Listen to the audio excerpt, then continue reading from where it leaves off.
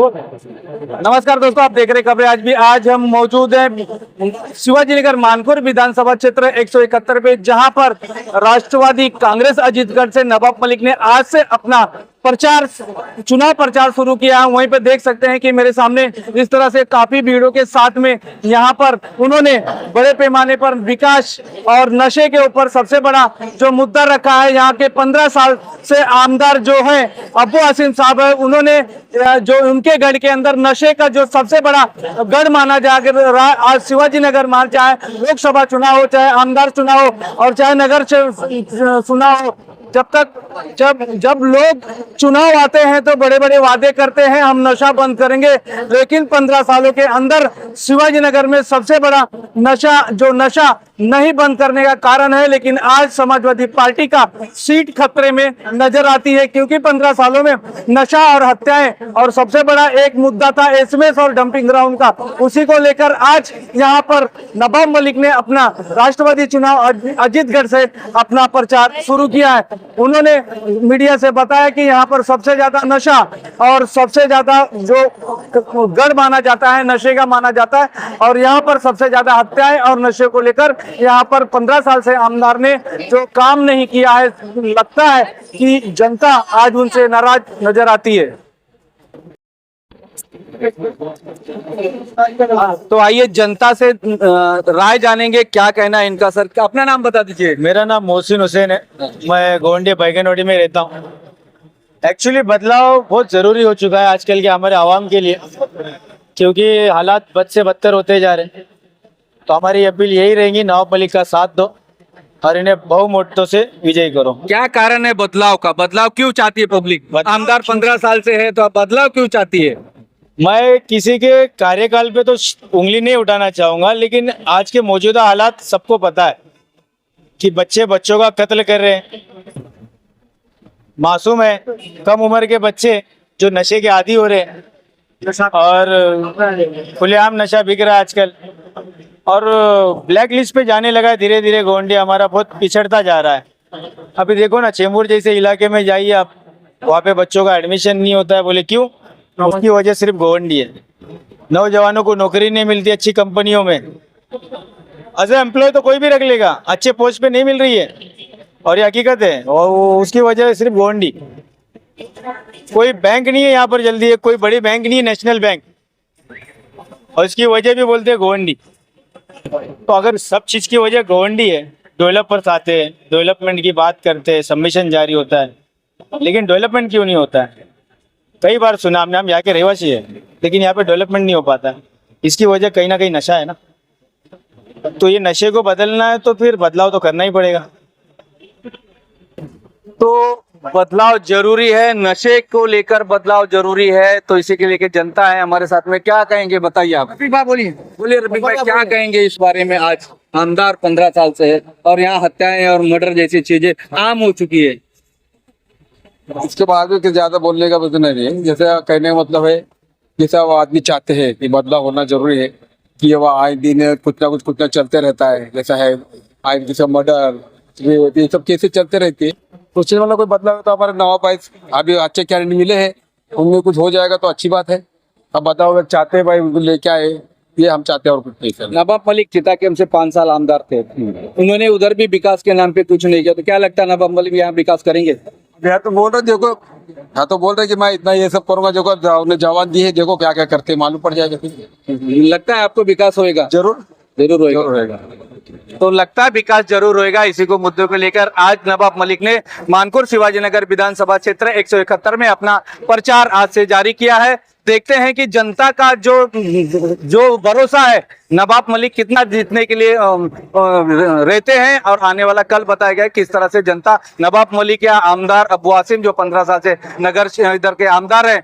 तो कहीं ना कहीं सबसे एक बड़ा मुद्दा होता है कि नशे में जो गोवंडी पूरी डूब गई है, तो उसी को जनता बदलाव लाना चाहती है। तो यहाँ पर 2 या 4 दिग्गजों की लड़ाई है, उसमें सिंधे गढ़वी के आमदार बुलेट पाटिल साहब है, और उन्होंने अपना पर्चा यहाँ से नामांकन दाखिल किया। तो कहीं ना कहीं ये 4-5 से दिग्गजों की लड़ाई यहाँ पर जारी रहेगी। रहेगी, जनता किसके फेवर में रहेगी, वो आने वाला 20 तारीख को जो वोटिंग का दिन है उस दिन जनता दिखाएगी कि नवाब मलिक आएंगे, क्या अब्बू आसिम आएंगे, या बुलेट पाटिल आएंगे, या MIM से अतीक।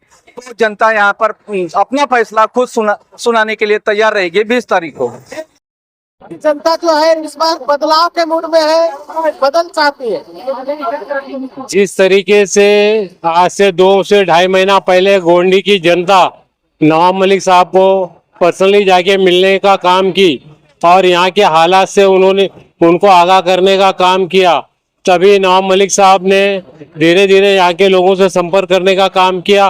तो लोग जनता इतनी तरस है कि वो यहाँ पे बदलाव चाहती थी, लेकिन उनका ये भी कहना है नवाब मलिक साहब आपके ऊपर दबाव आएगा, कहीं आप दबाव में आके ऐसा ना हो नॉमिनेशन वापस ना ले ले। लेकिन नवाब मलिक ने उसी दिन वादा किया था, अगर आप लोगों ने मुझे बुलाया तो मैं आपकी तो कसौटी पे खरा उतरूंगा, और आज वो आप देख सकते हो। तो आज के बाद से चुनावी रैली चालू हो जाएगी, किन मुद्दों के हम लोगों के बीच जाएंगे।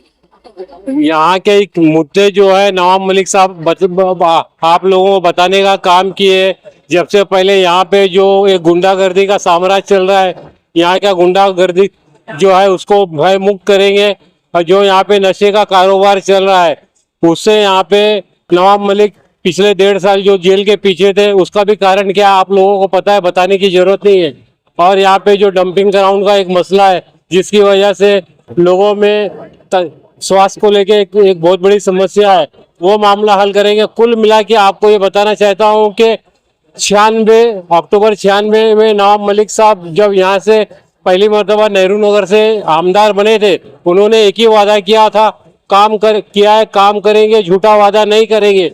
और उसी वादे को लेके आज तक हम लोग चल रहे हैं, चाहे मैं हो, चाहे नवाब मलिक साहब की बेटी हो, या नवाब मलिक साहब हो, चाहे मेरी बहन डॉक्टर सईदा खान, हमारा पूरा परिवार जनता के साथ जुड़ा हुआ है और आने वाले दिनों में इसी तरीके से जुड़कर जनता की जो भी समस्या उसको हल करने का काम करेंगे। क्या कहेंगे, जो घोषणा दिया गया है माहौल बदलने वाला है, तो उस पर क्या लग रहा है? तो आप ये जनता जो रोड पे आपको नजर आ रही है, ये आपको अभी तो शुरुआत है, आगे आगे देखते जाइए किस तरीके से माहौल बदलेगा। और ये 20 तारीख को आंधी के रूप में और वोट तब्दील होकर जनता बताने का काम करेगी।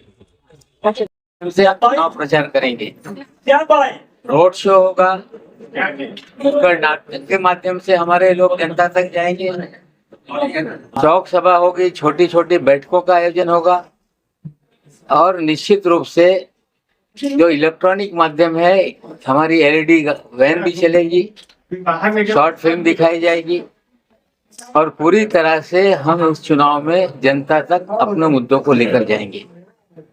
ये चुनाव अलग तरह का चुनाव है। मैं 5 बार विधायक रहा। मैंने तय किया था कि गिरफ्तारी के बाद जिस तरह से मेरी अपनी विधानसभा जो अणुशक्ति नगर थी, हमारी बिटिया ने उसे मेरी गैर हाजिरी में देखभाल की। जब मुझे जमानत मिली उसके बाद मैं अस्पताल से घर आने के बाद दफ्तर पर जब मैं गया और वहां पे भीड़ आती थी, तो हम लोग दफ्तर के लोगों से कहते थे कि लोगों को बुलाइए, क्या उनकी समस्याएं सुने। लेकिन दफ्तर के लोगों का कहना था कि ये भीड़ आपसे मिलने के लिए नहीं आई है, सना मैडम के लिए आई है, वो उनका इंतजार कर रही है। ये हालात देखकर मैंने फैसला किया था कि मैं चुनाव अब नहीं लड़ूंगा। लेकिन लोकसभा के नतीजे आने के बाद शिवाजी नगर मानपुर की जनता लगातार मेरे घर आती रही। लगातार उनका अनुरोध था, उनकी मांग थी कि मैं इस विधानसभा क्षेत्र से चुनाव लड़ूं। मैंने जब जानकारी ली कि क्यों इस तरह से लोग मुझे चुनाव लड़ाना चाहते हैं, तो लगातार जनता का ये कहना था कि यहाँ पर जो भी चुनाव होता है, दबाव में या तो प्रत्याशी पर्चा वापस ले लेते हैं, या आधे चुनाव में धमकियां आती है और चुनाव छोड़कर प्रत्याशी बैठ जाते हैं। जिस तरह से पूरे शिवाजी नगर मानपुर के क्षेत्र में नशे का बोलबाला है, ड्रग माफिया पूरे विधानसभा क्षेत्र को अपने चुंगल में लिए हुए, 10 साल के बच्चे नशे में धुत नजर आते हैं, पूरी तरह से गुंडागर्दी का माहौल है, गरीब आदमी को दबाव में रखा जाता है, कोई व्यक्ति जो यहाँ पे वर्तमान में विधायक महोदय हैं या उनके दल के खिलाफ आवाज उठाए, उस पर झूठे मुकदमे लाद दिए जाते हैं, उन्हें जेल भेज दिया जाता है। कोई एक्टिविस्ट यहाँ की समस्याओं को लेके नगर सेवक के कार्यालय पे चली जाए तो उसके कपड़े फाड़ के उसे धकेल के मारपीट की जाती है। एक अलग तरह का दबाव है। जो कारखाने वाले हैं उनसे हफ्ता वसूला जाता है और पूरी तरह से यहाँ पे जो समाजवादी पार्टी के नेता है वो अपने आप को गब्बर आदमी की तरह लोगों के सामने पेश करते हैं। लाठी लेके जुलूस निकाला जाता है, मेगाफोन पे कहा जाता है कि पिछवाड़ा लाल कर देंगे। हमें लगता है कि यही वजह से लोग चाहते थे कि मैं यहाँ से चुनाव लड़ूं। हमने फैसला किया, पार्टी ने यहाँ पर अधिकृत रूप से मुझे चुनाव लड़ाने का फैसला किया है और मुझे पूरी उम्मीद है कि जनता ने अगर मुझे यहाँ खड़ा किया है तो जनता पूरी ताकत से मेरे साथ रहेगी। जहाँ तक सवाल है यहाँ पर चुनाव लड़ने का, मैं किसी व्यक्ति के खिलाफ चुनाव नहीं लड़ रहा, मैं यहाँ पर किसी दल के खिलाफ चुनाव नहीं लड़ रहा, मैं नशे के कारोबार के खिलाफ चुनाव लड़ रहा हूँ, मैं गुंडागर्दी के खिलाफ चुनाव लड़ रहा हूँ, मैं यहाँ की हफ्ता उगाही के खिलाफ चुनाव लड़ रहा हूँ। और अभी कुछ भ्रम फैलाया जा रहा है कि दो लोगों की लड़ाई में भारतीय जनता पार्टी शिवसेना गठबंधन का उम्मीदवार जीत जाएगा।